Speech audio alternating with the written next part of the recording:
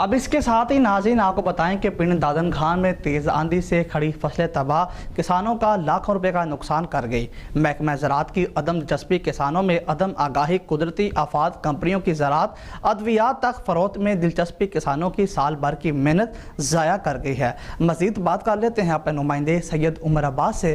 جی عمر، بتائیے گا۔